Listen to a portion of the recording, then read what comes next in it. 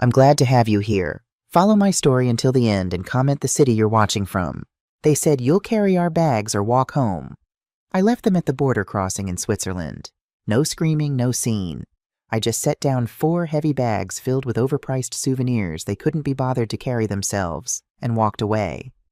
My daughter Michelle didn't even notice at first. She was too busy getting the perfect photo of Brandon beside the Bienvenue en Suisse sign. My son-in-law Dylan was already several steps ahead, barking at the customs officer in slow, loud English, like volume would somehow bridge the language gap. My hands were shaking from the weight. My lower back stiff from hours cramped in the back seat. My sandals weren't made for stone paths or steep hills, but that wasn't the real problem. It was the heat, the kind that made your bones ache under your skin. And not once, not a single time did anyone ask if I was managing. They just handed me more. "Mom, you're not doing anything anyway," Dylan had said an hour before dropping another bag at my feet. "You could at least carry something." I told myself I'd forgiven worse. I told myself this was just family, just a misunderstanding, just jet lag making everyone irritable. But this was different. This was the moment I finally understood what I'd been refusing to see for years. They didn't think of me as someone to respect or include. I was just another pair of hands. An afterthought. A tired old woman with a wallet and a strong back who should be grateful they'd invited her along at all.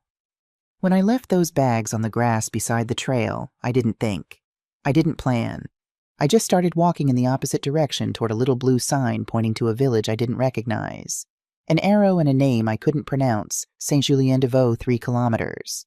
It might have been a hiking path. It might have been a road for locals. I didn't care. I just wanted to walk until the buzzing in my ears stopped. Until I couldn't hear their voices anymore. I didn't look back. It started 2 months before the trip with a phone call that came on a Tuesday afternoon. I was standing at my kitchen window in my small rental house in the Bloomfield neighborhood of Pittsburgh, holding a cup of tea that had gone cold, watching Mrs. Chen next door deadhead her roses. The September light was soft golden, the kind that makes you nostalgic for things that haven't even happened yet. When my phone rang, Michelle's name flashed on the screen, and my heart did that stupid little leap it always does when your only child calls. "Mom!" Her voice was bright, energetic. "I'm so glad I caught you. Do you have a minute?" "Of course, sweetheart. Is everything okay?" "Everything's great. Actually, I'm calling with some amazing news. You know how Dylan's company gave him that huge bonus last quarter?" "I didn't know, actually." But I made an encouraging sound. "Well, we've decided to do something special with it. We're taking a family trip to Europe. 2 weeks. Paris, Lyon, Geneva, Lucerne. All the places you've always talked about seeing." My chest tightened with something that felt like hope. "That sounds wonderful, honey. And Mom, we want you to come with us." The words hung in the air between us, shimmering with possibility. "Michelle, Before you say no, just listen. You've never been to Europe. You've spent your whole life taking care of other people, me dad, before he passed your own parents. You deserve this. We want to do it together, as a family." There it was. The phrase I'd been hungry for since George died 5 years ago. As a family. I should have known better. Michelle always knew how to phrase things to sound generous, like a gift instead of a setup. She'd learned it from her father, who could make you feel grateful for the scraps from his table. Still, I said yes. I wanted to believe that maybe, just maybe, this time would be different. "Really?" Michelle's surprise was genuine. "Oh, Mom, that's wonderful. I'll send you all the details. We fly out October 15th. Start thinking about what you want to pack." After we hung up, I stood at that window for a long time watching the afternoon fade into evening. The tea in my cup had formed a thin film on top. I poured it down the sink and made a fresh one. Then I did something I hadn't done in years. I went to my bedroom closet and pulled down the old shoebox where I kept the travel magazines I'd been collecting since I was a young woman. Pages dog-eared at pictures of the Eiffel Tower, the Swiss Alps, the lavender fields of Provence. George and I had always planned to go. "When we retire," he'd say, his arm around my waist as we looked at brochures. "When we have time." But time ran out. Heart attack at 63, dead before the ambulance arrived. I'd found him in the garage, slumped over his workbench, still holding the screwdriver he'd been using to fix the cabinet door I'd been complaining about for weeks. I was 63 myself now. No 68. 5 years had passed in a blur of grief and quiet days and trying to figure out who Emily Anderson was when she wasn't anyone's wife or mother. The trip was in 3 weeks. I had 3 $200s in my savings account money I'd been setting aside for a new roof. The shingles could wait. I pulled out my credit card and booked a new suitcase online, medium-sized with wheels that actually worked. Then I went to Target and bought wrinkle-free blouses, comfortable walking shoes, a scarf I thought looked European. In the dressing room under the fluorescent lights, I caught sight of myself in the 3-way mirror. Gray hair cut in a practical bob, sensible khaki pants, orthopedic sneakers. An old woman stared back at me. When had that happened, I left my favorite blue dress in the closet. Michelle had said nothing fancy, just family. I took her at her word. Silly me. The morning of the flight, my house felt too quiet. I stood at the window one last time drinking tea, watching the sun creep across Mrs. Chen's yard. Her roses were spent now, October brown and drooping. I remember thinking, maybe this will be the trip that stitches us back together. That's what I hoped for. Not adventure, not sightseeing, just a little closeness. Something I hadn't felt since Michelle moved to Connecticut with Dylan 7 years ago. Dylan honked from my driveway at 4:47 a.m., even though he'd promised to come to the door. When I got to the car, struggling with my new suitcase and my purse and the bag of snacks I'd packed for the flight, he was on his phone laughing too loudly, probably with one of his golf buddies. The trunk was already full. He didn't get out to help. I wedged my suitcase in, somehow squeezing it between Brandon's hockey equipment and what looked like half of Michelle's closet. When I climbed into the back seat, Michelle gave me a quick, "Hi, Mom," without turning around. She was scrolling through her phone, her manicured nails clicking against the screen. Brandon had his AirPods in, head tilted back against the headrest, eyes closed. He was 17 now, tall with Dylan's sharp features and Michelle's dark hair, handsome in that careless way teenagers are when they haven't yet learned that beauty is currency. That was my welcome.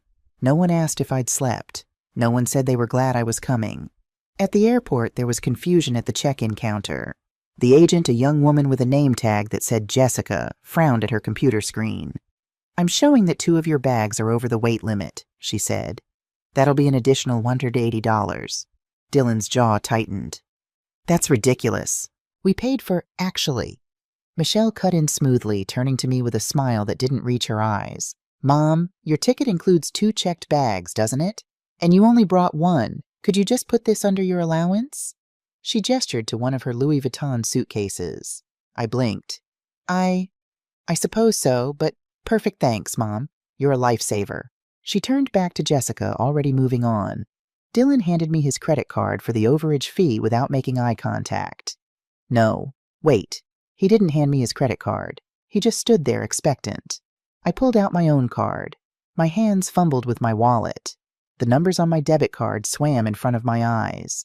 $180. More than my monthly electric bill. "Thank you, ma'am," Jessica said, handing me the receipt. "You're all set. No one else said thank you." I told myself it was fine. It was early. Everyone was tired. This was just how families helped each other. On the plane, I got the middle seat in the row behind them. Brandon had the window. A stranger, a large man who smelled like aftershave and garlic, had the aisle. For 8 hours, I sat with my elbows tucked in, afraid to recline my seat, sipping ginger ale, and pretending to read the in-flight magazine, while Michelle and Dylan laughed in the row ahead, sharing earbuds and watching a movie I couldn't see. We landed in Paris at 7:30 a.m. local time. The Charles de Gaulle airport was a maze of signs and French crowds of people moving with purpose, while I shuffled behind trying to keep up. By the time we got through customs and found the rental car, my feet were swollen in my new walking shoes. The back of my right heel had a blister forming. Dylan had rented what he called a luxury crossover. It barely fit 4 of us and all the luggage. I was told to sit in the back behind the driver's seat. "You'll have more legroom there," Michelle said, though what she really meant was, "We don't want to talk to you." I didn't complain. I took out my phone and started taking pictures through the window as we drove. The Parisian suburbs, gray and industrial, gradually giving way to something more charming.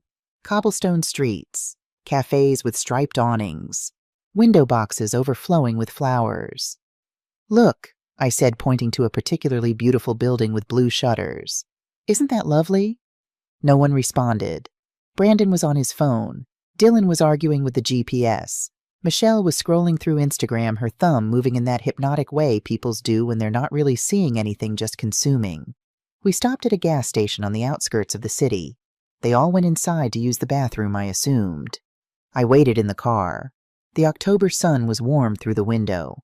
I closed my eyes just for a moment. When they came back 15 minutes later, they all had snacks. Croissants from the gas station cafe, bottles of Orangina, a bag of chips that Brandon was already eating. Nothing for me. Not even water. "I thought you were napping," Michelle said when she saw my face. "We didn't want to wake you." I nodded. My throat was dry. At the hotel in the Marais district, a beautiful old building with an iron elevator that barely fit 2 people, there was another problem. "We've got one room with a king bed and a pull-out sofa," the desk clerk explained in accented English. "We tried to upgrade, but we're fully booked." Michelle sighed. "It's fine. Mom, you don't mind the sofa, do you? You're the smallest." Not a question. A statement. I glanced at Dylan, waiting for him to offer. He was 6'2" and built like the college linebacker he'd once been. Surely he could see that a 68-year-old woman with a bad hip shouldn't be sleeping on a sofa bed. He was checking his phone. "Of course," I heard myself say. "Whatever works." That night, while they went to a wine tasting in the Latin Quarter. "Sorry, Mom, the reservation was just for 3. I stayed behind, curled up on the scratchy hotel sofa with a bag of almonds from the minibar and the TV playing in French. At 11:47 p.m., Michelle texted me a photo. The 3 of them, glasses of champagne raised smiling in front of a chalkboard menu. "Wish you were here." I stared at that message for a long time. Then I turned off my phone and pulled the thin hotel blanket up to my chin. The sofa bar dug into my back all night. The next morning we toured Notre Dame. Or rather, we stood outside it because there was a long line, and Dylan didn't do lines. Instead, we walked along the Seine. Michelle took 47 photos, I know, because she kept making us stop while she got the angle right. Brandon posing against the stone wall. Dylan with his arm around her, both of them, laughing. When I asked if she could take one of me, she said, "Maybe later, Mom. We're kind of on a schedule." The schedule, as far as I could tell, consisted of moving from one Instagram backdrop to another. At lunch, a cafe with red-checked tablecloths and surly waiters, I offered to pay.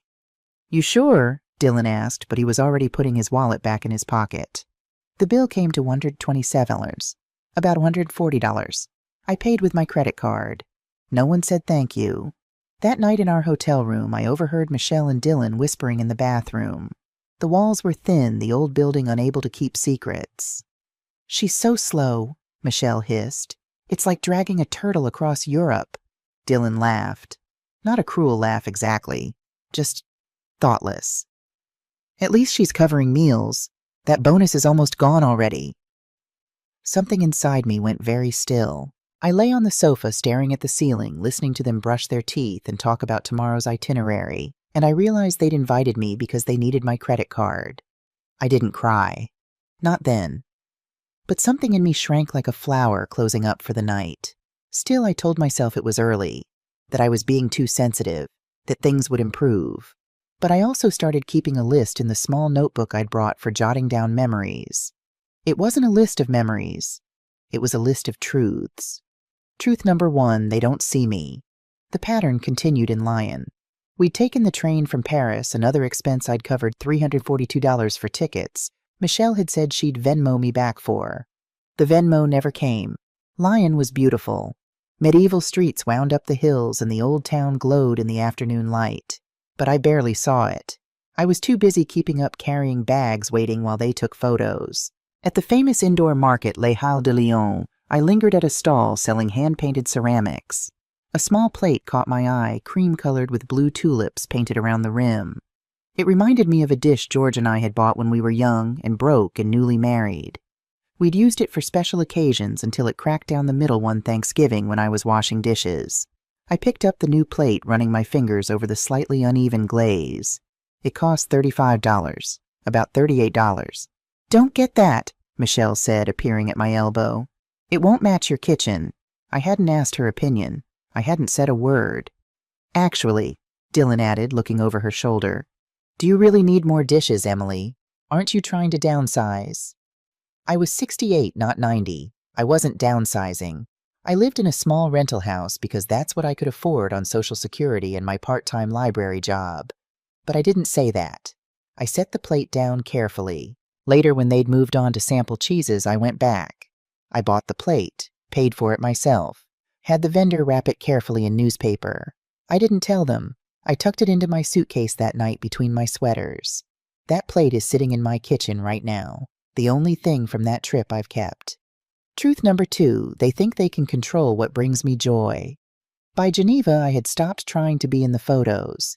It wasn't a conscious decision, more like a quiet acceptance.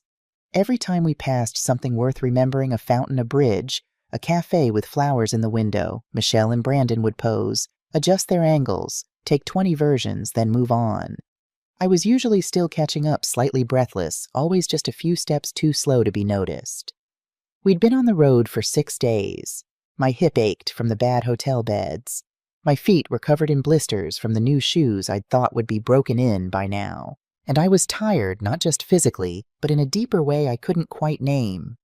On our second night in Geneva, Dylan announced he'd made reservations at a restaurant he'd read about in Food and Wine. "It's a once-in-a-lifetime kind of place," he said, scrolling through his phone. "We'll regret it if we don't go." By we, of course he meant himself. It was the kind of restaurant where the menus didn't have prices, and the waiters looked you up and down before seating you, as if deciding whether you were worthy of their tables. Michelle wore her cream silk blouse, the one she never packs unless she expects photos. Brandon had slicked his hair back with too much gel. Dylan held the wine list like it was a weapon he knew how to use. I wore the same navy cardigan I'd worn in Lyon and Paris, and the black flats I'd been living in for a week because my feet couldn't take another day in the walking shoes. At the table, no one offered me the seat with the view. I took the one closest to the kitchen, half out of the conversation, and all the way out of the ambiance. The sommelier approached, and Dylan launched into a conversation about terroir and tannins. Michelle nodded along, though I knew for a fact she hated wine. She always had. Even at her wedding, she'd grimaced through the toast. "And for Madame?" the sommelier asked, turning to me. Before I could answer, Michelle said, "She likes white. Something soft, not too dry." I did like white wine, but that night I wanted red. I wanted something bold and assertive, and nothing like what they expected from me. I didn't speak up. The waiter brought the first course, something with foam and truffles that cost more than my weekly groceries. I took one bite. My stomach felt heavy, weighed down by something that had nothing to do with food. "Are you not hungry?" Michelle asked, noticing my barely touched plate. "I'm fine." "You've barely eaten this whole trip," Dylan added. Then, with a laugh that wasn't really a laugh, "If you collapse, we won't be able to carry you back." No one else laughed, but no one told him to stop either. After the main course, some kind of fish that was beautifully plated but tasted like the sea had been wrung out and left to dry, Dylan waved over our waiter. "Excuse me, could you take a photo of us?" "Of course, monsieur." Brandon handed over his phone. The three of them arranged themselves, arms around each other, wine glasses raised smiling wide for the camera. I was still sitting at the table napkin folded in my lap, hands resting quietly. No one said, "Wait, get one of all 4 of us." No one even glanced at me. The waiter hesitated. I saw at the brief flicker of confusion as he looked from them to me. But he took the photo as requested. I smiled to myself. Not a happy smile. The kind you make when something sharp settles into your chest and you finally understand the shape of it. When the check came, Dylan made a show of patting his pockets. "Damn," he said. "I left my wallet back at the hotel." Brandon looked up confused. "Didn't you?" Michelle cut in quickly. "Mom, could you cover this? We'll Venmo you as soon as we get back."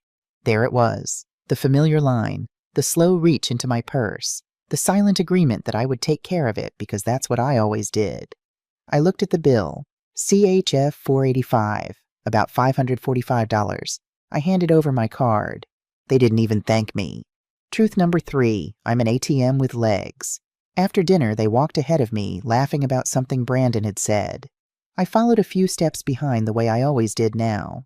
We passed a bookstore with postcards in the window. I stopped for just a moment, drawn to a watercolor of the mountains. None of them noticed I'd stopped. I went inside. The shop smelled like old paper and possibility. I bought the postcard, just one $2.50, and asked the clerk if I could borrow a pen. Standing at the counter, I wrote on the back, "You won't remember this night, but I will."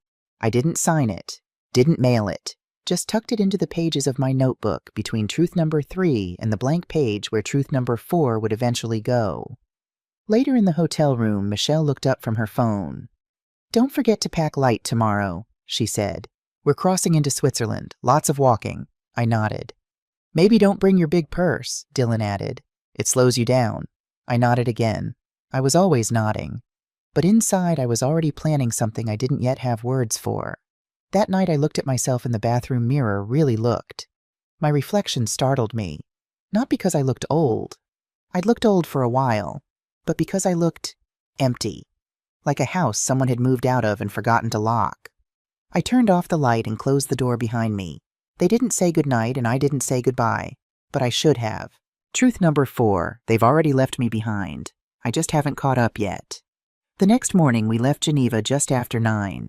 The air was already heavy with heat, the kind that clings to your neck before the day has even started. Brandon complained before we were out of the city. Why can't we take the train? This car is too cramped. Dylan snapped that renting the car was cheaper, more flexible.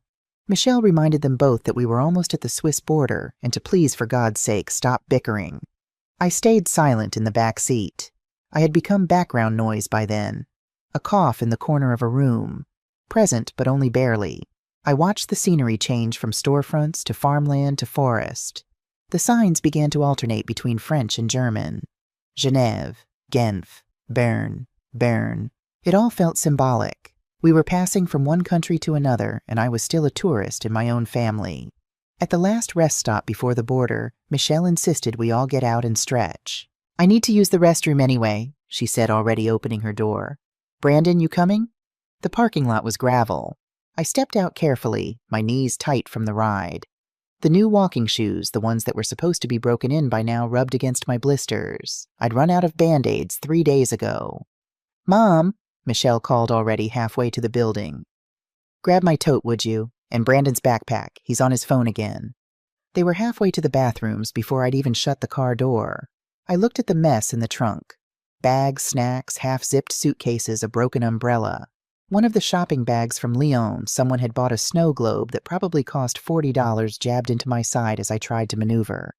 I could have said no. I could have let them handle their own things, but I didn't. 30 years of motherhood had programmed me too well. I hoisted the tote bag over one shoulder, Brandon's heavy backpack on the other. Then Dylan tossed one more bag at me, the gift shop purchases from the museum yesterday. Don't forget that one. I shuffled toward the rest stop past rows of other travelers. I watched a young man link arms with his grandmother as they walked slowly toward the entrance. He smiled down at her.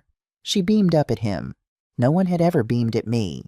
When we got back in the car, Dylan complained again. It's like we've got 10 bags for 3 people. 4, I corrected softly. He didn't hear me. Or he pretended not to. The border crossing was small, more of a checkpoint than a real gate. Switzerland doesn't fuss much with EU residents, but there were still customs agents standing under a canopy waving cars through at a crawl. Michelle insisted we pull over and walk for a bit while Dylan handled the papers. It'll be a cute photo op, she said, already unbuckling. We're officially entering Switzerland, Brandon groaned, but followed her out of the car. I followed too, carrying the bags they didn't want to leave unattended. 2 shopping bags from Lyon. Michelle's enormous tote. Brandon's backpack with his laptop and switch. They walked ahead, laughing, pointing at signs. Michelle posed by a carved wooden Welcome to Switzerland marker, making Brandon take 6 photos until she got one she liked. I struggled to keep pace. Sweat clung to the back of my shirt. My sandals I'd changed out of the walking shoes because my feet couldn't take them anymore, caught on the uneven gravel path. My right heel was definitely bleeding now. I could feel it. No one looked back. The path led slightly uphill, not steep, but enough that my breath came short. The bags dug into my shoulders. Brandon's backpack kept sliding down my arm. I hitched it up again. That's when I heard it. Dylan's voice. Half laughing, tossing the words over his shoulder like a joke that didn't need to land carefully. If she can't keep up, she can carry our bags or walk home. Michelle didn't respond. She didn't defend me, didn't tell him that was cruel, didn't even turn around.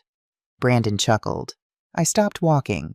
Not dramatically, not with any grand gesture. I just stopped. I looked down at the bags in my hands. One had Michelle's initials stitched into the side in gold thread, probably cost more than my monthly rent. The other was Brandon's heavy with electronics he used to ignore the world around him. I didn't say a word. I stepped to the side of the trail, set the bags down gently, adjusted the straps so they wouldn't fall, smoothed the handles. For a moment I just stood there watching them fade into the path ahead.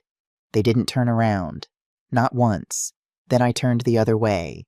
There was a sign, blue and simple, with an arrow pointing down a narrow road. Saint-Julien-de-Vaux, 3 km. That was all I needed. I started walking. My feet hurt. My arms ached from carrying their things. My heart thudded with something between shame and release. But I didn't stop. Not until the bags were so far behind me that they felt like part of another life. I didn't leave a note. I didn't owe them that. Let them figure it out. Let them feel just once what it's like to be forgotten on the side of the road. I walked until the bags, the voices Dylan's joke she can carry our bags, or walk home all dissolved into the air behind me. The road bent slightly downhill. My calves burned. The sun was fully overhead now, sharp and unsympathetic. There was no shade, no bench, no one to say, "Are you all right?" And for once I didn't want that. I wasn't all right, but I wasn't broken either. Somewhere in my bones I knew this wasn't the moment I cracked. It was the moment I stopped pretending it didn't hurt. The village road narrowed. Trees arched overhead, softening the heat. A small sign appeared, hand-painted, tilted slightly, Chambres Rooms. It led to a small inn with white shutters and flower boxes. Geraniums red and pink spilled over the edges. A modest place. Neat, quiet. I rang the bell. The woman who answered wore a linen apron and had thick silver hair pulled back in a low bun. Her face was lined but warm. "Bonjour," she said. I cleared my throat. "Do you speak English?" "A little." She smiled. "You need room." "Yes, just for one person, just for a few days." She looked at me, really looked, and nodded. "Of course. You are tired. I can see." She led me upstairs to a room with pale blue curtains, a wooden bed, a view of green hills rolling away into forever. It wasn't luxury, but it was clean, calm, and mercifully empty of people who wanted something from me. €40, she said. Per night. Is okay. It's perfect. I paid in cash. The emergency money I kept folded in my bra tucked inside a tissue. Old habits from a lifetime of not quite trusting that things would be okay. She handed me an old-fashioned key, the kind attached to a wooden paddle with the room number carved into it. "I am Marie," she said. "Emily." "Welcome, Emily." She left, closing the door softly behind her. I stood in the middle of that quiet room for a long moment. Then I sat on the edge of the bed, still wearing my shoes, my purse still strapped across my chest, and I cried. Not the kind of crying where you sob, the kind where tears just leak out of you like you're a container that's finally too full. I cried for 10 minutes, then I lay down, shoes on, purse on, and I slept for 5 hours. When I woke, the light had shifted. Golden now, late afternoon. I sat up slowly, unsure for a moment where I was. Then I remembered. I had walked away. I had finally walked away. I stood, rinsed my face in the small sink, and looked at myself in the mirror above it. My reflection startled me. Not because I looked old. I'd looked old for a while. But because I looked calm. Like someone who had done something brave and survived it. There were 5 missed calls on my phone, all from Michelle. No messages. She wouldn't leave one. Not unless she was sure she could control the narrative. She probably thought I was lost, confused, fainted somewhere on a trail. Let her wonder. Let them all wonder. I turned the phone off again and set it face down on the nightstand. Tomorrow I would find a train station. I would buy a ticket. I would go somewhere else. Anywhere but back. Not because I wanted to punish them, but because I was done carrying what wasn't mine. Truth number 5, I am not lost. I am found. The next morning I woke to birdsong. Not the harsh cawing of crows or the mechanical beeping of garbage trucks backing up the sounds that usually pulled me from sleep in Pittsburgh. This was different. Soft trills and chirps layered like a conversation I wasn't meant to understand, but was grateful to overhear. I opened my eyes. For a moment I didn't remember where I was. The ceiling was unfamiliar white plaster with exposed wooden beams darker with age. Sunlight filtered through the pale blue curtains, turning the room golden. Then it came back. The border, the bags, the walking. I had left them. My body ached in a dozen places. My feet throbbed. My shoulders felt bruised where the bag straps had dug in. But underneath all that physical discomfort was something else, Something I hadn't felt in so long I'd almost forgotten its name. Relief. I sat up slowly, my joints protesting. The small alarm clock on the nightstand read 7:23. Back home, I'd have been up for an hour already making coffee, checking email, preparing for my shift at the library. Here I had nowhere to be. No one waiting for me. No one needing anything. The thought should have been lonely. Instead, it felt like permission. I winced at the pain in my heel and limped to the window. The view took my breath away. Rolling green hills dotted with farms. A church steeple in the distance. Morning mist still clinging to the valleys like a secret the day hadn't yet told. I had never seen anything so quiet. There was a knock at the door, soft tentative. "Oui," I called, then remembered. "Yes," Marie's voice came through. "Breakfast, madam, downstairs when you are ready." "Thank you." I heard her footsteps retreat down the hall. I looked down at myself, still wearing yesterday's clothes, wrinkled, now stained with sweat. My suitcase was back in Dylan's rental car. All I had was my purse, my phone, my passport, and the clothes on my back. And somehow that felt like enough. I washed my face in the small sink, used my fingers to comb my hair into something presentable, and made my way downstairs. The dining room was small, just 4 tables with checkered tablecloths. 2 were occupied. An elderly couple eating in companionable silence. A young woman with a backpack reading a book while she sipped coffee. Marie appeared from the kitchen carrying a tray. Sit, she said, gesturing to a table by the window. Tea, coffee please, black. She nodded approvingly as if I'd passed some kind of test. The breakfast she brought was simple but perfect. Fresh bread still warm. Butter that tasted like cream and grass. Apricot preserves in a small glass jar. Coffee in a white ceramic cup strong enough to make me blink. I ate slowly, savoring each bite. When was the last time I'd eaten a meal without someone talking over me, needing something, rushing to the next thing? Marie came back, refilled my coffee without asking. "You stay long?" she asked, her English careful but clear. "Just a few days," I said. "Then I need to get to the airport." She studied me with the kind of attention that made me feel seen. Really seen. Not the way Michelle looked at me cataloging my wrinkles, my outdated clothes, my usefulness, but the way you look at a painting trying to understand what the artist was trying to say. "You are alone," she said.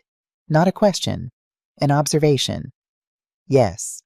Is good sometimes. To be alone." I nodded, not trusting my voice. "You have trouble?" she asked gently. I thought about how to answer. About Michelle and Dylan and Brandon. About 30 years of making myself smaller. About bags on a Swiss hillside. "Not trouble," I finally said. "Just too much noise." Marie smiled. "Ah, yes. The world is very loud. Quiet is good for the bones." She touched my shoulder briefly, just a light press of her hand, and then she was gone back to her kitchen. I sat there for a long time after I finished eating, watching the light change on the hills, feeling something inside me begin to uncoil. After breakfast, I asked Marie if there was a place in the village to buy clothes. "Not many shops," she said apologetically. "But Colette, she has small store, clothes things for house. You go left from door walk to fountain, then right. Blue door." I thanked her and set out. Saint Julien de Vaux was smaller than I'd realized. One main street really with houses clustered around it like chicks around a hen. The morning air was cool, carrying the scent of bread and wood smoke. People were out, old men standing in doorways talking with their hands. Women with shopping baskets heading to what must have been a market. Children in school uniforms laughing as they walked. Several people nodded at me as I passed. "Bonjour," I nodded back, feeling like an imposter. A woman who'd abandoned her family and run away to a French village. What would they think if they knew? But no one looked at me with judgment. Just the casual acknowledgement of a stranger passing through. I found the fountain, a stone basin in the center of a small square, water trickling from a lion's mouth. And there, just to the right, was a blue door. The shop was tiny.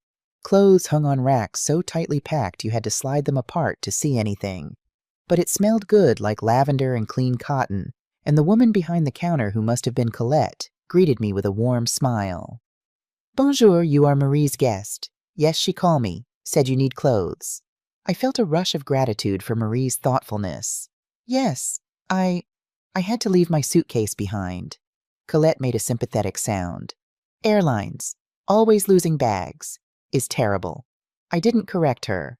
She helped me pick out basics. 2 pairs of comfortable pants, 3 cotton shirts, underwear and socks, a simple nightgown, a cardigan that was softer than anything I'd worn in years. "For you," she said, pulling out a scarf from beneath the counter. "Is gift. Very beautiful with your eyes." It was silk pale blue with small flowers embroidered along the edge. The kind of thing I would have bought 30 years ago before I learned that mothers don't get beautiful things. "I can't is gift," she insisted. "You have kind face. Kind people should have beautiful things." I paid for the clothes $156 less than the dinner in Geneva and left with my purchases wrapped in brown paper and tied with string. As I walked back to the inn, I caught my reflection in a shop window. For a moment, I didn't recognize myself. The woman looking back was standing straighter. She was carrying a package tied with string and wearing a slight smile. She looked like someone who had somewhere to be, even if that somewhere was just a quiet room with blue curtains. That afternoon, I did something I hadn't done in years. I wrote. Not a grocery list or a reminder or a note to myself to call the insurance company. Real writing. Thoughts and observations and things I noticed. I sat in the small garden behind the inn. Marie had shown me the way with my notebook and the pen I always carried, and I wrote about the light on the hills. The way the church bell rang at noon, with a sound that felt like it was measuring time differently than the clocks back home. I wrote about the plate I'd bought in Lyon, hidden in a suitcase I'd never see again. About how I'd wanted to buy it, not because it matched anything, but because it reminded me of being young and hopeful and married to a man who was dead now. I wrote about George. Not the way I usually thought about him, the medical bills, the funeral, the empty space in the bed, but the way he'd been when we first met. 23 years old, working construction with hands that were always scratched and cut, but somehow still gentle when he touched my face. "You're going to do big things, Emily," he'd told me once lying in bed in our first apartment, the one with the radiator that clanged and the neighbor who played saxophone at 2 a.m. "You're smarter than anyone I've ever met." I hadn't done big things. I'd raised Michelle, worked part-time jobs that fit around school schedules, kept a clean house and made dinners and forgotten somewhere along the way that I'd once wanted to be a teacher. But maybe that was a big thing. Maybe raising a child was supposed to be enough. Except it hadn't been enough for Michelle. She'd needed more from me, money, time, validation, sacrifice, and I'd given it thinking that eventually she'd look back and see the weight of what I'd carried. She'd never looked back. I was crying again, but quietly this time. The kind of tears that are part of healing, not breaking. "You are writer." I looked up. A man stood at the edge of the garden, tall, thin, with gray hair and kind eyes behind wire-rimmed glasses. He was maybe 70, dressed in neat khaki pants and a button-down shirt. "I'm sorry," he said, his English accented but clear. "I do not mean to interrupt. I walk by, I see you writing. I am writer also, or I try to be." "I'm not a writer," I said, wiping my eyes quickly. "Just thinking on paper." "That is what writing is, I think," he smiled. "I am Thomas Bennett. I stay here also, in room at the end of hall." "Emily Anderson. You are American. I hear this in your voice." "Yes. Pittsburgh. You, Boston, originally. Now I live 6 months in France, 6 months in Massachusetts. My wife, she was French. She died 4 years ago. I come back here every year to remember her." There was something in the way he said it simple, without self-pity, that made me trust him. "I'm sorry," I said, "about your wife. Thank you. She was a good woman. We have 42 years together. Is more than many people get." He paused. "You are here alone." "Yes." He nodded as if this explained something. "Sometimes alone is exactly what we need. May I sit, or you prefer to be private?" I surprised myself by gesturing to the chair across from me. "Please." He sat folding his long frame carefully into the garden chair. For a while we didn't talk. We just sat there, 2 Americans in a French village garden, listening to the bees work the lavender. "She always loved this place," Thomas said eventually. "My Marguerite. We come here for our anniversary every year. Small village, nothing fancy. But she said it was where she could hear herself think." "I understand that," I said quietly. "You run away from something," he observed, not a question. I looked at him sharply, but his expression was gentle. Not judging, just understanding. "Yes," I admitted. "My family, my daughter and her husband. They treated me like I was invisible, like I only mattered when they needed something. Thomas nodded slowly. My son is same. He love me, I think. But he only call when he need money or when his wife tell him he should. Is painful to be loved as obligation. Yes, I whispered. That's exactly what it is. We sat in silence again. But this time the silence felt different. Not empty. Full of the things we didn't need to say because we both already understood them. You stay long? Thomas asked. I'm not sure. A few days. I need to get to the airport, fly home. Where is home? Pittsburgh. A small house I rent. I work at the library. Part-time. I heard myself listing these things, the small details of a small life, and suddenly felt embarrassed. It's not much. Is yours? Thomas said firmly. That is much. That evening I turned on my phone. I'd been putting it off all day knowing what I'd find. But I couldn't hide forever. There were practical matters to attend to, flights, to book my house sitter, to contact my own life to return to. The screen lit up with notifications. 17 missed calls, 12 text messages, 3 voicemails. I took a deep breath and started reading. Michelle, 8:47 p.m. yesterday. Mom, where are you, Michelle? 9:15 p.m. This isn't funny. Call me now. Michelle, 9:52 p.m. We've called the police. If you don't respond in 1 hour, we're calling the embassy. Dylan, 10:23 p.m. Emily, what the hell? Where did you go, Michelle? 11:08 p.m. Mom, please, we're scared. Just tell us you're okay. I scrolled through more messages. The pattern was the same. Panic, anger, more panic. Demands that I respond. Not once did any of them say I'm sorry. Not once did they acknowledge what Dylan had said at the border. There was one text from Brandon sent at 6:32 a.m. Grandma, are you okay? Mom is freaking out.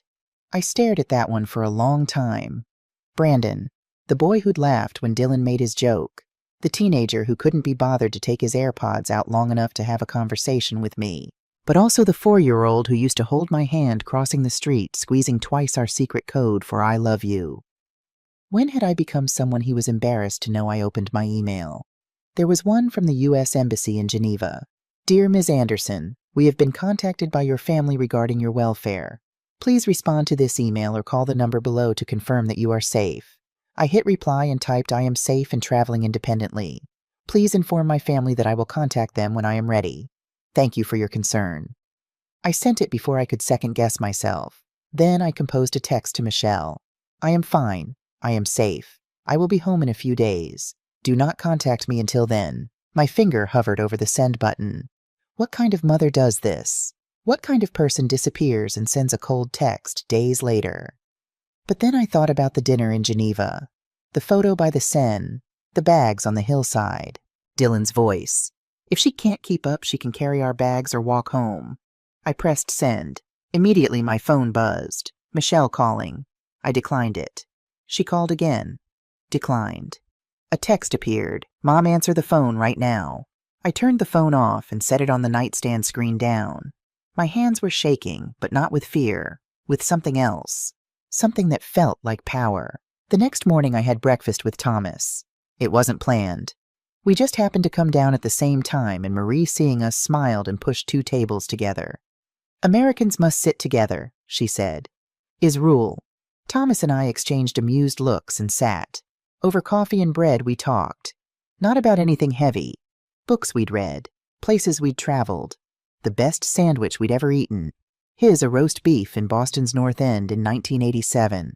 Mine a peanut butter and banana sandwich. George made me the day we brought Michelle home from the hospital because I was too tired to stand but starving. You love your daughter, Thomas observed. I hear it in your voice when you say her name. I do, I admitted. That's what makes it so hard. Love should not be hard. But it is, when you love someone who doesn't see you. When you keep giving and they keep taking and you tell yourself it's okay, because that's what mothers do. Thomas nodded slowly. My son, when Marguerite was sick, he come to visit twice. Twice in 8 months. He say he is busy. Work, children, life. I understand this. But when she die, he cry at funeral. He say, why you did not tell me it was so bad? But I tell him. Many times. He did not want to hear. Did you forgive him? I forgive, yes. But I do not forget. And I do not pretend we have relationship we do not have. He call me once a month now. I answer. We talk 10 minutes. Then we both go back to our lives. That sounds lonely. Sometimes, but is more honest than pretending. I thought about this while Marie refilled our coffee. I need to make a phone call, I said. To my lawyer. Thomas raised his eyebrows but didn't ask. I used Marie's landline. She showed me to a small office behind the front desk and left me alone, closing the door quietly. Robert Fitzgerald had been George's lawyer, then mine. He'd handled George's estate such as it was. He'd helped me with the paperwork when I'd made Michelle co-owner of my bank account 3 years ago. Just in case something happens to you, Emily, it'll make everything easier. I'd thought it was prudent. Now I knew it was a mistake. Robert answered on the third ring. Fitzgerald Law. Robert, it's Emily Anderson. Emily, I was just thinking about you. Michelle called my office yesterday. She said you'd gone missing in Europe. I'm not missing, I'm in France. And I need to make some changes to my legal documents. There was a pause. What kind of changes? I want to remove Michelle from my bank account, immediately. Another pause, longer this time. Emily, are you sure that's a big step? I'm certain. Can it be done while I'm overseas? Yes, but may I ask what happened, I told him. Not everything, but enough. The trip, the way they'd treated me, Dylan's comment, the fact that when I'd checked my bank account this morning using the inn's Wi-Fi, I discovered Michelle had withdrawn $2,400 in August without asking me. For home renovation, I said, my voice shaking. I never renovated anything. I live in a rental, Robert. Jesus, Emily. Can you do it? Remove her name. I can file the paperwork today. It'll take 48 hours to process. But Emily, you should know Michelle will be notified. Good. Let her know. There's something else you should consider. Your will. Michelle is your sole beneficiary and executor. My will. I hadn't thought about it in years. I want to change that too. Change it how? I thought about my nieces, Sarah, Jennifer, and Kate. My sister's daughters. They sent me Christmas cards every year. Called on my birthday. Invited me to visit even though I always said no because Michelle made comments about me playing favorites. I want to divide my estate between my 3 nieces, and I want you to be executor. Emily, I'm not cutting Michelle out entirely. She can have my personal effects, but the money the house proceeds when I sell that goes to Sarah, Jennifer, and Kate. Robert was quiet for a long moment. Okay, I'll draft the documents, but you'll need to sign them in person when you get back. I'll come to your office as soon as I land. Emily, are you sure you're okay? This is a major decision. I'm sure. For the first time in a long time, I'm absolutely sure. After I hung up, I sat in Marie's office for 10 minutes, just breathing. Then I turned on my phone one more time. I had 7 new texts from Michelle. I didn't read them. Instead, I opened my banking app. Michelle had been added as a joint account holder in 2021. I could see the history now, withdrawals every few months. Never huge amounts. 300 here, 500s there, 800 in June. In total, over 3 years, she'd taken $800 and $900. Money I'd saved by skipping meals, by wearing the same coat for 5 winters, by choosing between prescriptions and groceries. I felt sick, but also clear-headed, finally understanding the shape of what had been happening all along. I logged out of the app, turned off the phone, and went to find Thomas. That afternoon, while Thomas read in the garden, I wrote a letter. Not to Michelle, not yet. To Brandon. I knew I wouldn't send it, but I needed to write it anyway. Needed to say the things I'd never had the courage to say to his face. Dear Brandon, you're 17, so maybe you don't understand this yet. But I want you to know something that will matter later, even if it doesn't matter now. When you laughed at Dylan's joke at the border, she can carry our bags or walk home, you weren't just echoing his cruelty. You were confirming it. You were saying that it was okay to treat me that way. I remember when you were 4, you used to hold my hand in parking lots and you'd squeeze twice our code for I love you. I remember when you were 7 and you made me a birthday card with a crayon drawing of the 2 of us holding hands. You wrote, Grandma is the best. She makes the best cookies and gives the best hugs. I still have that card. It's in a box in my closet. Sometimes I take it out and look at it and try to remember when I stopped being someone you wanted to hug. I don't blame you entirely. You're learning how to be a man from Dylan. And Dylan is learning how to be a man from a world that tells him love is weakness and kindness is foolishness. But Brandon, here's what I hope you learn before it's too late. The people who love you shouldn't have to prove their worth. They shouldn't have to earn basic respect. They shouldn't have to carry your burdens and then apologize for being too slow. One day you'll be someone's burden. You'll be old or sick or just tired. And the way you're treated then will be the direct result of how you treat people now. I hope when that day comes that you're surrounded by people who remember the code, who squeeze your hand twice, who see you as more than a pair of hands to carry their bags. I hope you become that kind of person. I love you. I always will. But I won't sacrifice my dignity anymore to prove it. Love, Grandma Emily. I folded the letter carefully and tucked it into my notebook between the pages where I'd been keeping track of truths. Then I went downstairs and asked Marie if there was a place in the village to mail international packages. That evening, Thomas and I had dinner together in the village's only restaurant, a small place called Le Coq d'Or, with checked tablecloths and candles and wine bottles. My treat, Thomas insisted when I reached for my purse. You let an old man buy you dinner. The food was simple: roasted chicken, green beans, bread, a carafe of red wine that tasted like earth and summer. You seem different tonight, Thomas observed. Lighter, maybe. I made some decisions today. Good decisions, necessary ones. He nodded understanding in the way that only someone who's lived long enough can understand. The necessary decisions are often the hardest, but they are also the ones that let us sleep at night. Did you make necessary decisions after your wife died? Yes. I decide I do not live in big house in Boston anymore alone with memories. I sell it. I buy small apartment near the harbor. I keep only what I need. Rest I give away. Do you regret it? Never. The house was full of ghosts. The apartment is full of light. We ate in comfortable silence for a while. Then Thomas asked, When you go home, what will you do? I don't know exactly. I need to move, find something smaller, something that's just mine. I need to... I paused trying to find the words. I need to build a life that fits me now. Not the me I was 30 years ago. Not the me Michelle needs me to be. Just me. Emily Anderson. Who is she? I smiled.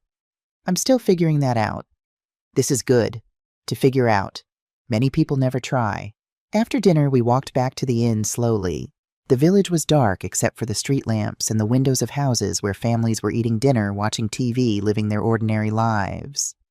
Tomorrow I go to Annecy, Thomas said. Is beautiful city on lake. You want to come?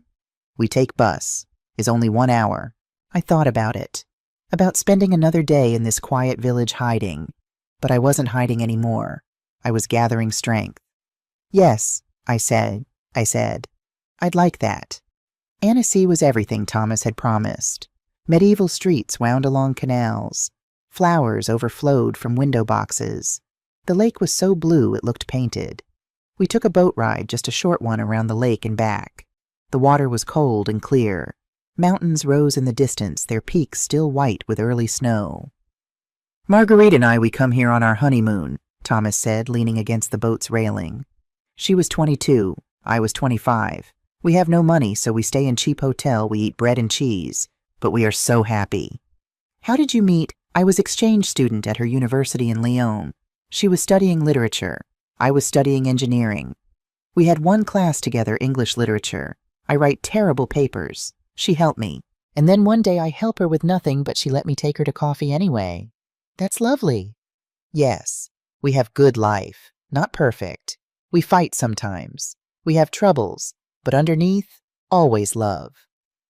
I felt a pang of envy. George and I had loved each other, I thought. But had we liked each other? Had we been companions or just two people living parallel lives under the same roof? Do you think you'll marry again? I asked. Thomas shook his head. No, I am old, and she was my person. I do not need another one. But I am not lonely. I have friends. I have my books. I have my memories. Is enough. I admire that. I've been afraid of being alone. Alone and lonely are not same thing. You can be surrounded by people and still lonely. You can be alone and still full. We stood at the railing watching the shoreline pass, and I realized I felt full, right then in that moment, on a boat in France with a kind stranger who understood silence. When we got back to the inn that evening, there was a package waiting for me at the front desk. Come this morning? Marie said, handing it to me. From your daughter. My stomach dropped. It was small, wrapped in brown paper, my name written in Michelle's handwriting. Pittsburgh postmark. It must have been mailed weeks ago before the trip. I took it up to my room and sat on the bed staring at it. Finally, I opened it. Inside was a photo frame, silver simple, and in it, a picture I'd never seen before. It was from my 65th birthday 3 years ago. Michelle had taken me to lunch, just the two of us, at a little Italian restaurant I loved. In the photo, we're both smiling. My arm is around her shoulders. She's leaning into me. We look happy. There was a note tucked behind the photo. Mom, I found this when I was cleaning out my desk. I'd always meant to frame it and give it to you. I'm sorry it took me so long. Love, Michelle. I stared at that photo for a long time, trying to remember that lunch. Had we been happy? Or had I just been happy to be included? I couldn't remember. I set the frame on the nightstand and lay down fully clothed, staring at the ceiling. Tomorrow I would book my flight home. Tomorrow I would start the process of building a life that fit. But tonight, I let myself grieve. Not for what I'd lost, but for what I'd never really had. I booked my flight on the 5th morning in Saint-Julien-de-Vaux, Geneva to Frankfurt to Pittsburgh. Departure in 2 days. Economy plus. I used miles I'd been saving for years, the ones George had earned on business trips before he died. Miles I'd been saving for someday. Someday was now. The ticket cost $347 out of pocket plus the miles. I paid with my credit card and felt something shift inside me. Not regret. Resolution. Thomas found me in the garden afterward, my phone still in my hand. You are leaving, he said. Not a question. Day after tomorrow. He nodded slowly and sat down beside me. You are ready. I don't know if ready is the right word, but I can't stay here forever. No, but you take this place with you. He tapped his chest. The quiet. You remember it when the noise gets loud again. Will it get loud? Yes. Your daughter will want explanations. She will be angry, maybe. People do not like when we stop carrying their weight. I thought about Michelle's texts, the ones I'd been deleting without reading. The voicemails I hadn't listened to. I know. You are stronger now, Thomas said. I see it. First day you arrive, you look like ghost. Now you look like woman who knows her worth. His words made my throat tight. Thank you. For everything. I do nothing. You do the work. He pulled an envelope from his pocket. But I give you this. My address in Boston. My email. If you need someone to remember the quiet with you, you write to me. Okay, I took the envelope, my eyes stinging. Okay. And Emily, when you go home, you do not go back to old house. You find new one. Small. Just for you. With window that gets good light. How did you know I was thinking about moving? He smiled. Because you are smart woman. Smart women do not return to cages once they have tasted sky. That afternoon I did something I'd been putting off. I called my house sitter, Karen. She answered on the second ring, her voice bright. Emily, thank goodness I've been so worried. Your daughter called me 3 times asking if I'd heard from you. I'm fine, Karen. I'm sorry for worrying you. Where are you? Michelle said you'd disappeared somewhere in Switzerland. I'm in France. I needed some time alone. There was a pause. Karen had been my neighbor for 15 years before I moved to the rental house. She knew me. She knew Michelle. Good for you, she said quietly. What I said good for you. That girl has been calling me like I'm her secretary. Has my mother contacted you? Do you have any idea where she might go? Can you check her house for clues? Like you're a missing person instead of a grown woman on vacation. I felt a rush of validation. She said that Oh, honey, she said a lot of things. Most of them about how worried she was, but between you and me, she sounded more annoyed than worried. Like you were inconveniencing her. That sounds about right? When are you coming home? 2 days. But Karen, I need a favor. I'm going to be making some changes. Moving, probably. I'll need help finding a new place. Say no more. I've already been looking at listings for you. You have? Emily, I've been praying for years that you'd get away from that girl's clutches. She's been bleeding you dry since George died. So yes, I've been looking. And I found 3 apartments that would be perfect. 1 bedrooms, good neighborhoods in your price range. I started crying. Not sad crying. Grateful crying. Thank you, I whispered. That's what friends are for. Now you enjoy your last 2 days in France. And when you get home, we're going apartment hunting. My last full day in Saint-Julien-de-Vaux I spent alone. Thomas had left that morning for Annecy. He was meeting an old friend there. Marie was busy with other guests, and I wanted the time to myself anyway. I walked through the village one more time trying to memorize it. The way the morning light hit the church steeple, the sound of Colette's shop bell when someone opened the door, the smell of bread from the bakery. I bought another plate at the ceramic shop, this one painted with lavender. $30. I paid in cash and had them wrap it carefully. "You collect plates?" the shopkeeper asked. "I'm starting to." At the bakery, I bought pastries and sat at one of the small tables outside watching people pass. A mother with a stroller, an old man with a newspaper, two teenagers holding hands thinking they'd invented love. I used to be that young. Used to think love was enough, that if you loved someone hard enough, sacrificed enough, gave enough, they'd eventually see your worth. But love isn't enough when it only flows one direction. That afternoon, I went back to my room and did something I'd been avoiding. I turned on my phone and read Michelle's messages. All of them. "Michelle, day 1, the day I left Mom. Where are you? We've been looking for an hour. This isn't funny. Michelle, day 1, the police are here. They want to know what you were wearing if you have any medical conditions. Mom, answer your phone. Michelle, day 2, fine. If you want to punish us, congratulations. You've succeeded. Brandon hasn't slept. Dylan thinks you're dead in a ditch somewhere. I hope you're happy. Michelle, day 3, I don't understand what we did wrong. We invited you on this trip. We included you in everything. And this is how you repay us, Michelle, day 4. Mom, I'm sorry for whatever I did. Please just call me. Please. Michelle, day 5. We've had to cut the trip short. We're flying home tomorrow. I hope you know what this cost us. Michelle, day 6. I talked to Robert Fitzgerald. I know what you did. How could you? After everything I've done for you, I read them twice, looking for the words, "I'm sorry for how we treated you." Looking for acknowledgement that Dylan had said I could carry their bags or walk home. Looking for any sign that they understood what they'd done. Nothing. It was all about their inconvenience, their fear, their cost. I typed a response, Michelle, I will be home in 2 days. We need to talk, but not over text. I'll come to your house next Friday at 2 p.m. Please make sure Dylan is there. This concerns both of you. I hit send before I could second-guess myself. The response came in less than a minute, finally. Do you have any idea what you've put us through? I turned off my phone without replying. My last evening, Marie made a special dinner. Just the 3 of us, Marie Thomas, who'd returned that afternoon, and me.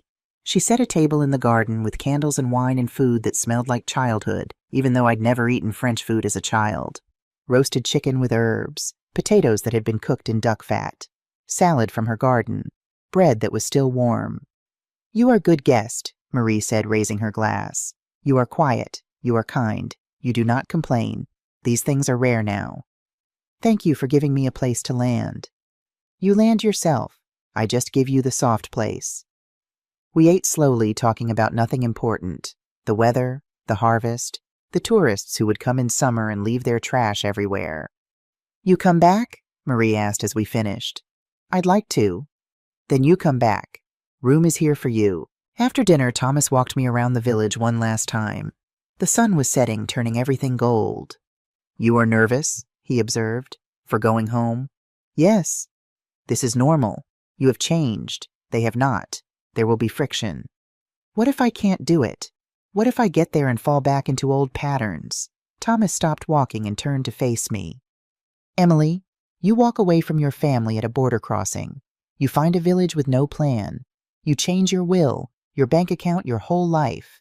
In 1 week, you do what many people cannot do in lifetime. You think you will fail now. I might. Then you fail, and you get up, and you try again. This is how we learn to stand. We walked back to the inn in silence. At the door, Thomas pulled me into a hug, brief but warm. You are a brave woman, Emily Anderson. Do not forget this.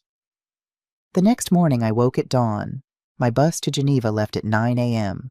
I packed my few belongings, the clothes Colette had sold me, the 2 plates wrapped carefully in my new sweaters, the notebook full of truths. I took one last look at the room with blue curtains, the room where I'd slept better than I had in years, where I'd cried and healed and started to remember who I was. Thank you, I whispered to the empty space. Marie was waiting downstairs with coffee in a paper bag. For the journey, she said. Sandwiches, fruit. You will be hungry. Marie, I don't know how to thank you. You thank me by living, by being happy, by not letting anyone make you small again. She hugged me, and I let myself be held by this woman who had asked for nothing but had given me everything. The bus ride to Geneva felt surreal. The landscape I'd seen only briefly from Dylan's car now passed in reverse. Villages, farms, mountains in the distance. I was going back. But I wasn't going back the same. At the airport, I checked in, went through security, found my gate. I had 3 hours before boarding. I bought a coffee, £4.50, and I didn't feel guilty about it, and sat by the window watching planes take off and land. My phone buzzed. A text from Karen. I found the perfect place. 1-bedroom, 3rd floor, big windows near the library. Available December 1st. $8.75 a month. Want me to hold it? I looked at the number. $8.75. More than I was paying now, but manageable if I picked up a few more hours at the library. Hold it, I typed back. I'll see it when I land. Another text came through, this one from a number I didn't recognize. Grandma. It's Brandon. Mom doesn't know I'm texting. Are you okay? My heart clenched. I stared at that message for a long time. Then I typed, I'm okay. I'm coming home. We'll talk soon. I'm sorry, he wrote back immediately. For laughing. For everything. I felt tears prick my eyes. I know. Thank you for saying that. I didn't hear back. But it was enough. For now it was enough. The flights were long. Geneva to Frankfurt. 4-hour layover. Frankfurt to Pittsburgh. I slept in pieces, uncomfortable in the economy seat I'd been too proud to upgrade. But every time I woke up, I felt that same sense of purpose. That same knowing that I was going towards something, not away from it. We landed in Pittsburgh at 6:47 p.m. local time. The sky was already dark. October in Pennsylvania meant early nights and the smell of wood smoke and leaves. Karen was waiting at arrivals holding a sign that said Emily Anderson Badass in glitter letters. I actually laughed for the first time in what felt like months. Too much, she asked, grinning. It's perfect. She hugged me hard. Let me look at you. Oh, honey, you look different. Different good or different bad? Different like you finally remembered you're allowed to take up space. We collected my non-existent luggage. I'd left everything in Dylan's car and headed to her Subaru in the parking garage. So, Karen said as we drove toward the city. Tell me everything. I did. The whole story from the invitation to the border to Saint-Julien-de-Vaux to the phone call with Robert. When I finished, Karen was quiet for a long moment. I am so proud of you, she finally said, and so angry at that girl. She's not a bad person. She's not a good daughter. There's a difference. We drove through neighborhoods I'd known my whole adult life, past the hospital where Michelle was born, past the elementary school she'd attended, past the house George and I had owned before he died, before I'd had to sell it to pay off his medical debt. You want to see the apartment tonight? Karen asked. It's only a few minutes out of the way. Yes. The building was old but well-maintained, red brick with a green awning over the entrance. The kind of place that had been nice in 1950 and was still nice now because people cared about it. We went up to the 3rd floor. Karen had gotten a key from the landlord. I told him you were my sister coming home from France and opened the door to 3C. It was small. 1 bedroom, 1 bathroom, a kitchen with old but clean appliances, a living room with hardwood floors and built-in bookshelves, and windows. Big windows that looked out over a tree-lined street. What do you think? Karen asked. I walked to the windows and looked out. Below, a woman was walking a dog. Across the street, someone was putting out their recycling bins. Normal life. Quiet life. My life. I'll take it. Karen dropped me at my rental house at 9:15 p.m. You sure you don't want to stay with me tonight? She asked. That house is going to feel empty. I need to face empty. She hugged me one more time. Call me if you need anything. And Emily, tomorrow when you see Michelle, don't let her make you feel guilty. You didn't do anything wrong. I know, but did I? As I unlocked my front door and stepped into the dark, silent house, doubt crept in. What kind of mother abandons her family in a foreign country? What kind of mother changes her will without telling her only child? What kind of mother chooses herself over her daughter? I turned on the lights. The house looked the same. My coffee cup from the morning I'd left still in the sink. Mail piled on the table. Karen had been bringing it in. Everything exactly as I'd left it. But I was different, and that meant everything was different. I made tea, unpacked my few belongings, unwrapped the plates carefully and set them on the counter where they looked out of place among my old mismatched dishes. Then I sat at my kitchen table and did something I'd been putting off. I wrote a letter to Michelle, the real one, the one I would give her tomorrow. Michelle, I need you to understand something. I didn't leave because I wanted to punish you. I left because I finally realized that you don't see me. For 30 years I have made myself smaller so you could feel bigger. I have said yes when I wanted to say no. I have given money I couldn't afford to give. I have swallowed my hurt and my anger and my disappointment because I thought that's what mothers do. But somewhere along the way, you stopped being my daughter and started being someone who uses me.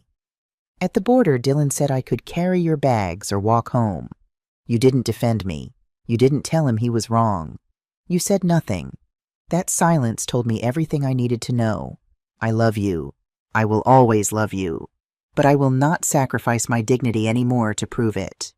From now on, if you want a relationship with me, it will be on equal terms. I will not fund your lifestyle. I will not be your emergency bank account. I will not accept being treated as invisible. I am your mother, but I am also a person, and I deserve to be treated like one. If you can do that, then we can rebuild. If you can't, then I will step back and wish you well from a distance. The choice is yours. Mom. I folded the letter and put it in an envelope. I would give it to her tomorrow after we talked. Or maybe I wouldn't. Maybe saying it out loud would be enough. I didn't know yet, but I knew I was ready. Friday came too fast and too slow. I spent the morning sorting through my things, deciding what to keep and what to give away for the move. It was easier than I expected. Most of what I owned didn't mean anything to me anymore. At 1:30, I got in my car, my old Honda that Karen had been starting for me once a week, and drove to Michelle's house in Mount Lebanon. The house was beautiful, colonial-style white with black shutters, professionally landscaped. The kind of house that cost at least $600,000, probably more. The house Michelle had bought while telling me she couldn't afford baggage fees. I sat in my car for a moment, gathering strength. Then I walked to the front door and rang the bell. Michelle opened it immediately as if she'd been waiting by the door. Mom, her voice cracked. Oh my God, Mom. She tried to hug me. I stepped back. Can I come in? Her face fell, but she moved aside. Of course. Dylan's in the living room. I walked into the house I'd been to maybe 5 times in the 3 years they'd lived there. Always for holidays or birthdays, always leaving early because I must be tired. Dylan was sitting on their leather couch, scrolling through his phone. He looked up when I entered, and I saw something flash across his face. Guilt, annoyance, I couldn't tell. Emily, he said, standing. Glad you're safe. Not I'm sorry. Not, we were worried about you. Just a flat acknowledgement of my continued existence. We need to talk, I said. Michelle gestured to a chair, the armchair in the corner, the one that faced away from the TV. The guest chair. I didn't sit. What happened at the border? I said, looking directly at Dylan. What you said. Do you remember? He frowned. What are you talking about? You said I could carry your bags or walk home. I was joking. It wasn't a joke to me. Silence. Mom, Michelle said carefully, you just walked away. Do you have any idea what you put us through? The police, the embassy, the cost of cutting our trip short? How much did you spend on that trip, Michelle? She blinked. What, the trip? How much did it cost? I don't see what that has to do with because I paid for 8 meals. I paid $180 in baggage fees. I covered expenses you said you'd Venmo me back for but never did. So I'm asking if money was so tight, how did you afford a 2-week trip to Europe? Michelle's face flushed. That's not fair. We saved for that trip. Did you save the $2,400 you took from our joint account in August for home renovation on a house I don't own? And you didn't tell me you were buying... Her mouth opened, but no words came out. I talked to Robert, I continued. I know about all the withdrawals. $8,900 over 3 years. Money I saved by skipping meals and rationing my blood pressure medication. Mom, I was going to pay you back. Were you, or were you just going to keep taking until there was nothing left? Dylan stood up. Now hold on. Michelle has every right to that account. You put her name on it. Because she told me it would make things easier if something happened to me. Not so she could use it as her personal ATM. This is ridiculous, Dylan said. We're your family. Family helps each other. Help goes both ways, Dylan. I've been helping for 30 years. When does the help come back to me? No one answered. I felt something crack open inside me. Not breaking. Opening. I invited you on that trip, Michelle said, her voice rising. I wanted to do something nice for you. You invited me because you needed me to pay for things. That's not true. Then why did you ask me to cover the baggage fees? Why did you forget your wallet at that restaurant? Why did you leave me out of family photos? Michelle's eyes filled with tears. I didn't mean we weren't trying to exclude you. But you did exclude me, every single day. I was only visible when you needed something. So what, you're punishing us? Changing your will, taking me off your bank account? Mom, that's cruel. What's cruel, I said quietly, is treating your mother like an inconvenient ATM. What's cruel is laughing when your husband suggests I walk home. What's cruel is making me sleep on a sofa because I'm the smallest. It was just a sofa. It wasn't about the sofa. My voice surprised me. It surprised them, too. Michelle actually stepped back. It was about all of it, I continued more quietly. Every small cut, every moment I was invisible, every time you chose convenience over kindness. Tears were running down Michelle's face now. I didn't know you felt that way. I know. That's the problem. Dylan cleared his throat. So what happens now? You just cut us off. No, I said, looking at Michelle. I'm not cutting you off. I'm setting boundaries. Boundaries. I'm moving to a new apartment. I will not be your emergency fund anymore. I will not accept being treated as less than. If you want a relationship with me, it will be on equal terms. I will be your mother, but I will also be treated as a person who deserves respect. Of course we respect you, Michelle said weakly. Then prove it. Not with words, with actions. I picked up my purse. I'm done talking for today. When you're ready to really listen, not defend, not explain, but listen, you know where to find me. I walked toward the door. Mom, wait, Michelle called. I turned back. She was crying fully now. I'm sorry. I am. I didn't mean to hurt you. I looked at my daughter, at the woman I'd given my whole life to.